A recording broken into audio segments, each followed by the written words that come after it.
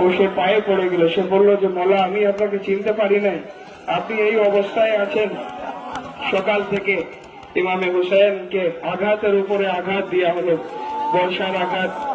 আমার দাদা হুজুর বলছেন যে ইমামে হুসাইনের দেহ মোবারকে 980টা জখম ছিল। ইমামে হুসাইনকে চিনা যাচ্ছিল না। ইমামে হুসাইনকে সেই কাছের হযরতে ফাতেমা সুগরা সালামুল্লাহ আলাইহার চিঠি নিয়ে এসেছিল এবং সে বলছিল যে আমি হযরতে ফাতেমা সুগরাকে কি উত্তর দিব গিয়ে, মওলা আপনি বলেন।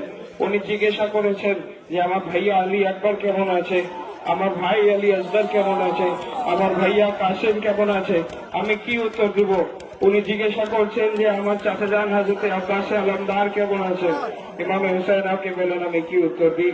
ইমাম পাক বলছেন যে কেউ নেই, সবাই শহীদ হয়ে গেছেন, আমি এই মুহূর্তে একা আছি, আমি যাচ্ছি কারবালার ময়দানে, আমাকেও শাহাদাত বরণ করতে হবে।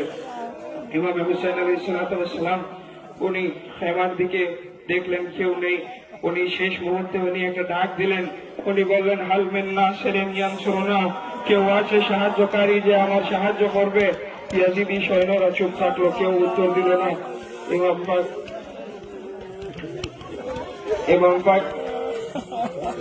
পাক তখন শুনছেন যে খেমা থেকে হযরতে যায়েনব ডাকলেন। হযরতে যায়েনব সালামুল্লাহ আলাইহা বলছেন যে আপনার শাহজাদা আলী আসগর খেমা থেকে পড়ে গেছে, নিজের দোলনা থেকে পড়ে গেছে। ইমাম পাক দোলনা মোবারকের কাছে গেলেন, হযরতে আলী আসগরকে নিয়ে মাঠের দিকে গেলেন, রণক্ষেত্রের দিকে গেলেন এবং হযরতে আলী আসগরের লাশ পাটকে তুললেন আকাশের দিকে। ওদেরকে দেখালেন ইয়াজিদি সৈন্যদেরকে যে এর কি দোষ আছে, এই 6 মাসের দুধের শিশু 3 দিন থেকে ক্ষুধার্ত অবস্থায় তৃষ্ণার্ত অবস্থায় আছে, আলী আসগরের কি দোষ আছে? যদি এক ফোঁটা পানি আলী আসগর পেত।